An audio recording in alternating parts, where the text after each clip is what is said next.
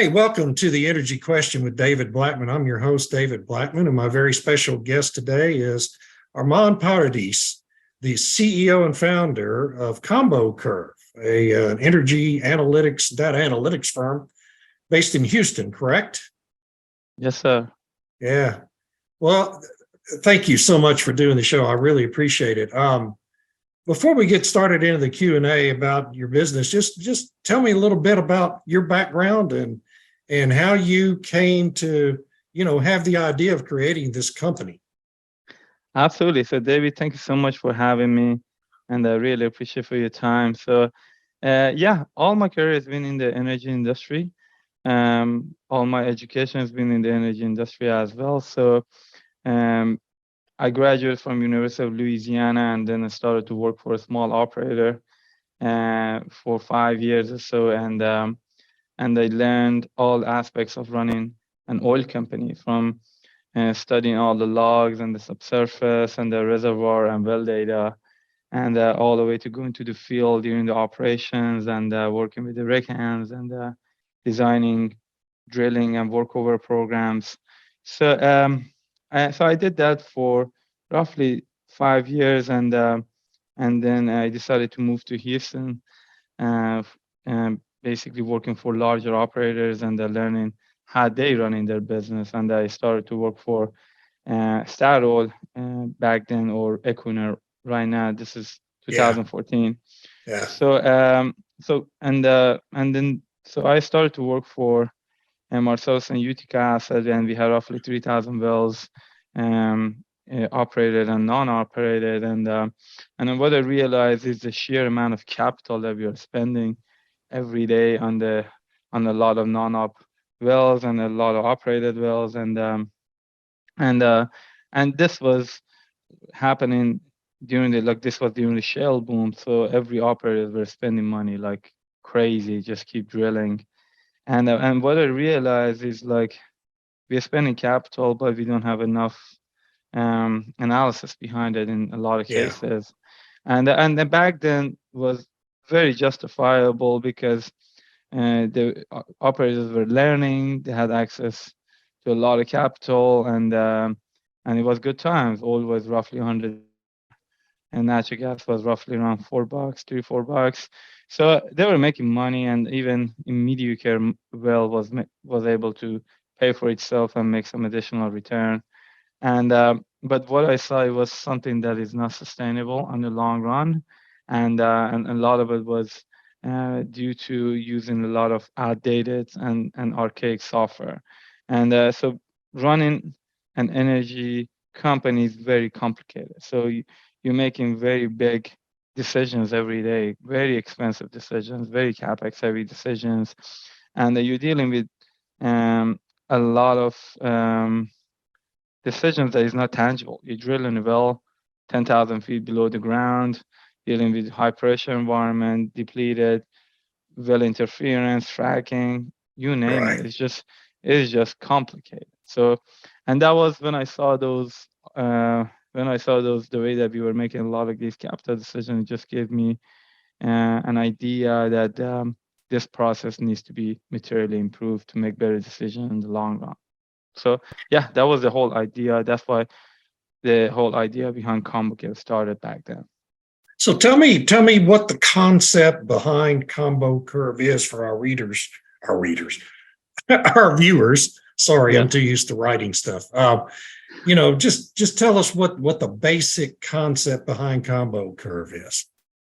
So ComboCurve, so any company, any company who's involved in the energy space, they need to figure out how much reserves they have, how much production they have. So an oil company makes oil and gas, and they sell oil and gas, and that's how they make money, obviously. So to predict how much oil and gas they're going to produce next month, next year, next 30 years, next 50 years, and figuring out the cash flow associated with those volumes, you need to do forecasting and economics. So production forecasting and economics.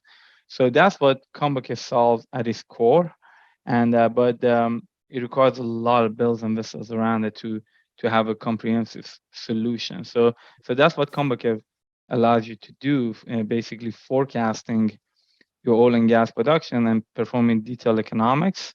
And recently we advanced to GHG or carbon forecasting as well, just another way of forecasting, and make that integrated with the rest of the forecasting to make a more comprehensive asset valuations. Yeah, and this is becoming, as you say, the industry itself, as time moves ahead, not just the industry itself, but the whole environment around it, with regulations and ESG and energy transition and all these other considerations. Everything is becoming increasingly complex, really almost every day. Every day. And when you're running these companies, it becomes so critical, even more important, right, to have up-to-date data, up-to-date analytical tools to use that data properly, right? I mean, I was just talking with a fellow I knew way back in the 1990s who told me an anecdote about ExxonMobil down in South Texas. Another company had drilled a very prolific natural gas well on acreage adjacent to their acreage. And 6 months went by before Exxon even knew that well had been drilled and completed. Yep. And the company estimated that lack of knowledge about that cost them almost $250 million before they realized what was happening right next door. And so it's stories like that. I mean, that's a real outlier kind of story, but it's there's 1,000 anecdotes like that in the oil patch these days. Absolutely. And again, every day we're drilling a sheer number of wells, and very expensive wells, and the amount of data only increases exponentially. And however, a lot of software that we are using to make a lot of financial decisions, it was designed 30, 40 years ago. Right. And they cannot even handle that amount of data, and they're not designed for that detailed analysis. So it just tells you the technology vividly lacks. Like from when I opened up some of those softwares and the first day, and I figured, man, am I traveling back in time? So this just doesn't make sense. It was that big of a shock to me that why are we even using this? It's so difficult to use. It's so cumbersome, and in today's day and age, this is not appropriate to keep using these tools. So especially when you're making multi-billion dollar decisions, and you need to have access to best and top technology to make those decisions. So I'm 100%, and I'm not surprised. And this is not a lot of those anecdotes exist every day is because of the lack of technologies. The technologies are very behind and is very outdated, and there's plenty of rooms to build in the energy space. Yeah, and your company has grown pretty rapidly, right? Didn't I read that you have 170 employees now? Is that the number I saw? 150 we have roughly 20, we have roughly 10, 15 positions open. So we are not too far from 170.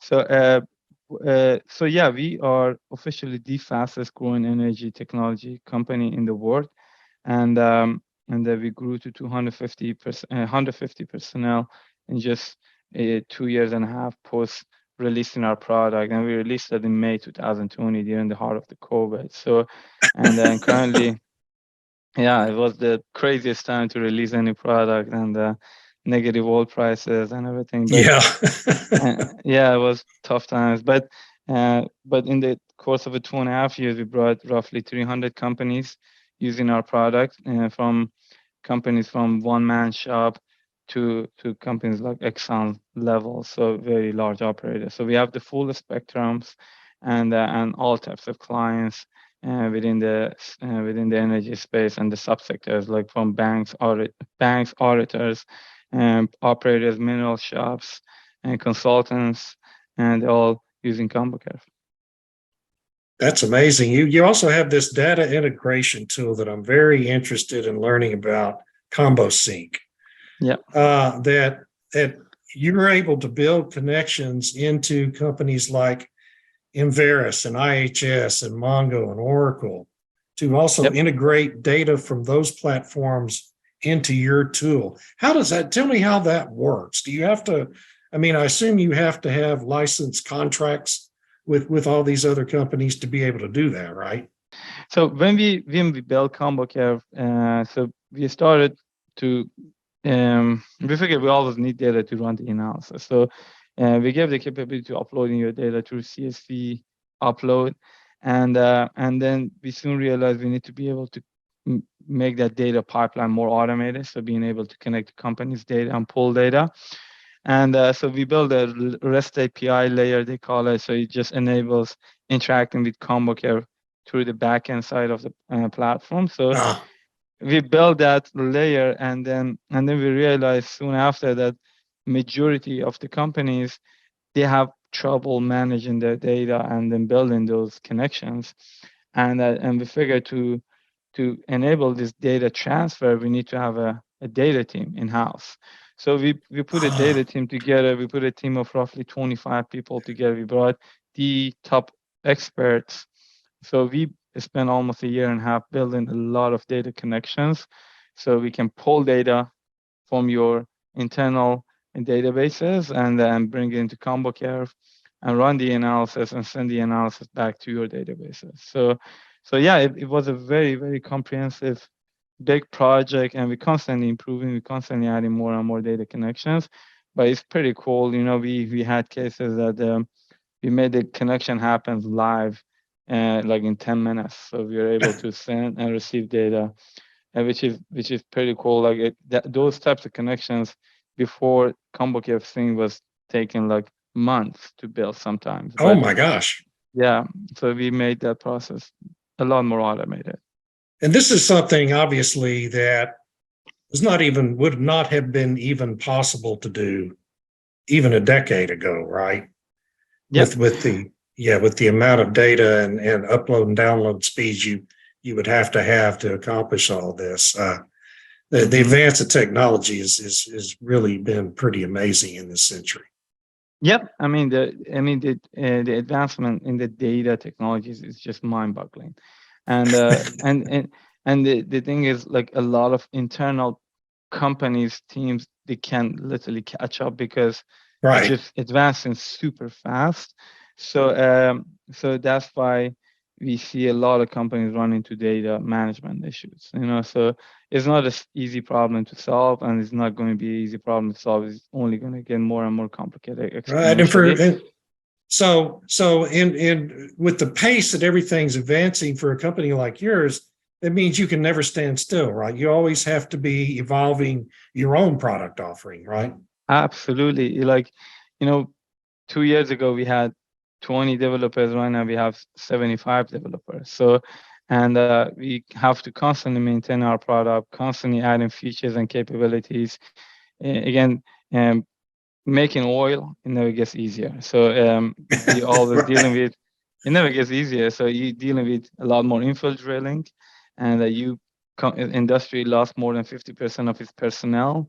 There are not that many new students going to petroleum majors, and it means the only way they can keep growing your production at the same pace or keeping it flat, you need to have access to the top technologies, you know. And then also with the new requirement from government around reporting, a lot of them requires you to report actual measured data for a mission. Mm-hmm. That means the amount of data that is going to be generated is going to go up exponentially, because you have so many devices in the field that you need to capture data from. So it's just a lot of things are for the better. Like it forces companies to be more advanced and then looking into their data a lot more carefully and to make better decisions. So yeah. Yeah, and so that brings me to the combo carbon aspect of what you do, this greenhouse gas emissions forecasting tool. I know there are a wide range, variety of sensors that Yep. companies are using now to try to monitor their emissions on each of their well sites and other facilities. And I assume that Combo Carbon enables them to integrate the data created by all of those into a single database, to facilitate the analysis, correct? Yep. So that is one of the offerings. Again, it will be done through ComboCurve Sync, similar to all the other data that we are capturing for running production forecasting economics. We have to capture a lot of data related to emissions, so companies can do their emission forecasting in ComboCurve. So Right. So similar to reserve forecasting, we have to do our carbon forecasting, meaning how much emission I have now and how much emission I'm going to have a year from now, 2 years from now, 10 years from now. So a lot of promises that the companies make to their investors in terms of reducing their emissions and getting to net zero, you have to substantiate those goals with some real analysis. So what ComboCurve allows you to do, ComboCarve allows you to do is taking all the data from so many disparate data sources, bring it into one nice, clean, unified place, integrated with the rest of your data, for example, your production forecasting data, type curve, scheduling, planning, and economic data, so you can make more comprehensive decisions and you can substantiate those promises better. So you can run so many scenarios of carbon reduction, like bottoms up. We can build a mock-up of your facility diagrams and the network models of your field, and then you can model things like, if I change these separators from this type to this type, how is it going to impact my emission from my field? Or if I change, if I go then and instead of flaring gas at these locations and then instead of that just capture that methane and just sell it, how's it going to impact my emission in 5 years down the road, and what's the economic impact? And in a lot of those cases, the economic impact can be very positive, but ComboCurve is the only tool that integrates the emission forecasting with the economics, and so you can really figure out those scenarios that gives you positive economic return and at the same time reducing your emission. So you talked about the challenges that the industry is having with sourcing talent these days. Kids not majoring in petroleum engineering. A couple of questions along that lines. Your company is probably seeing the same challenges, right? I mean, you have to have scientists, engineers and geoscientists on your staff too, right? So I assume you're seeing the same kinds of challenges that the industry is seeing.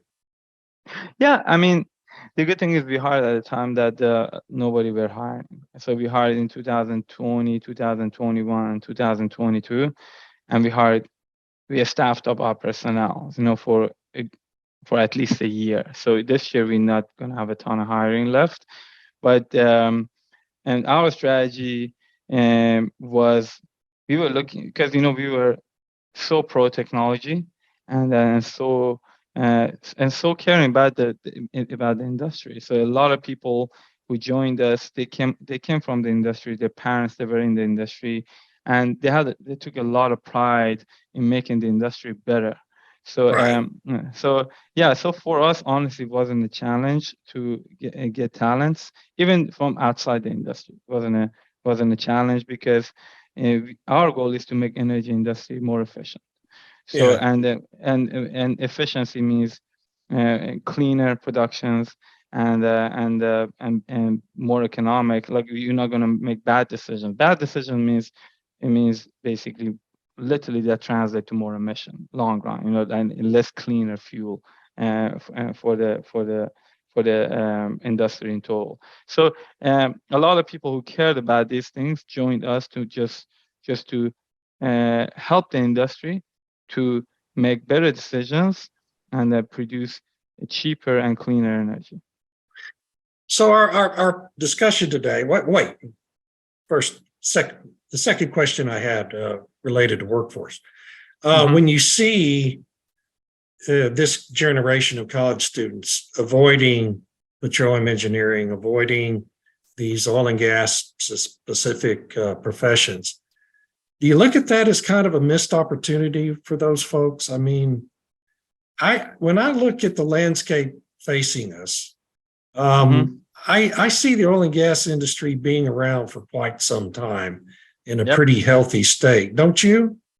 absolutely. Yep. Yeah, and So so it just feels like a missed opportunity to me for these kids. yeah, I mean, definitely. I mean, but this is a problem, in my opinion. Um, we have a part in it too as an industry. So Yeah, historically, energy companies weren't able to plan very well because of the same issues that I mentioned. Like at the time that the oil price was high, getting super excited, let's go hire a ton of people, let's go drill a ton of wells, right. and then the moment the oil price drops by $20 and $10, and then let's go fire 30% of the personnel. So it's just overall Exactly. not a lot of great planning, and that built a bad image, so and so that's one of the key factors. The other factor is like overall we haven't done a good job of marketing ourselves very well. Like Oh actually my gosh. Yeah. a lot of a lot of oil and gas companies do a lot of great initiatives, around being just conserving the planet and doing a lot of great things around emission reductions, and then making sure we're producing cleaner fuel. Actually, the Right. oil and gas that is being produced in the U.S. is one of the cleanest oil and gas in the world. So, and like you mentioned, we need oil and gas for foreseeable future. It's a transition, or let's say, it's an expansion, correct, in some cases. So, we haven't done a good job of marketing ourselves. We stayed quiet for quite a long time, and we still stay quiet. And there is a massive propaganda against oil and gas industry as well. So all these things combined, it means less and less people are willing to go to petroleum engineering majors, which I honestly, if you think about it, to me is not a crazy problem, because at the end of the day, we can train a lot of engineers to Oh yeah. learn how to work in the energy space. So Yeah. back in 2090s, a lot of those we had roughly the same issues, but at that time it was because of a low commodity environment. It wasn't because of the all these propagandas against oil and gas. So back then, a lot of chemical engineering department and petroleum engineering department was in one department, or mining, or they were under mining department. So the point is, at the end, when you graduate from a school, in majority of the engineering major, with like 6 months training, you can be a reservoir engineer, drilling engineer. Fundamentally, we don't have tremendous amount of difference. And in schools, they teach you a lot of theory anyway, that majority of it, honestly, you don't even use Yeah. in the day-to-day stuff anyway. So that's why, to me, it's not a massive, massive problem, but bigger problem is less tendency to work for oil companies, correct? So Yeah. again, all companies have a solution for it. They offer big salaries. They do. Yes. so so yeah, long run. I mean, it is a challenge, but there are some solutions that can mitigate it. Yeah. Yeah, you hit on my pet peeve about the industry not doing a good job of marketing itself Yep. and really telling the good stories that it has to tell, right? Yep. It's just so frustrating to me. You see all these great things that they do, and you want to see them brag about it a little bit. Yep. And then I see last night or night before last the newest ad that API is running, and honestly, I didn't even know what it was they were advertising. They're spending Really. like $80 million on that campaign. It's just crazy to me. But Yep. No, I 100%. yeah. Yeah, and 100%. and and and the other point you made about companies, the boom and bust cycle, and the layoffs and the hirings and the layoffs and the hirings, that just disenchants so many people with going back to work in the industry when the time Mm-hmm. comes. And anyway, Yep. well, And honestly, David, a lot of those can be mitigated with better planning, so right, and doing more comprehensive analysis, so running more of a probabilistic analysis, running 10, 15, 20, 30, 100 scenarios instead of just one deterministic scenario, and plan based on that, so that is, to me, is a core problem. We don't do a great amount of planning, and we're making rush decisions, and just go hire a bunch of people because oil price is high. right. 6 months down the road, it drops $20. Let's fire 30%. So we have to minimize those decisions. And that's what I see companies like the service that, or the tools that you're offering and the things you're doing with this data is what I see really helping to smooth out the boom and bust cycles, because it just makes it easier to do that advanced planning that really in the past management teams not only didn't focus on it, but they really didn't have a firm ability to do it, even if they had wanted to, right? In certain circumstances. So absolutely. Yeah. Well, listen, man, we are running up against time. These things go so fast, it always feels like we just touched the surface. But I'd like to touch base with you again sometime down the road here, when at a key point in time for your company, if that's okay. Absolutely, definitely, David. Thank you. Thank you so much for having me on your show. So it was a definitely great conversations, and definitely looking forward to our future conversations. Absolutely. Well, thank you so much. It's been great meeting you, and we'll talk to you again soon. And thanks to everybody for joining us for this episode of The Energy Question. I'm David Blackmon, and that's all for now.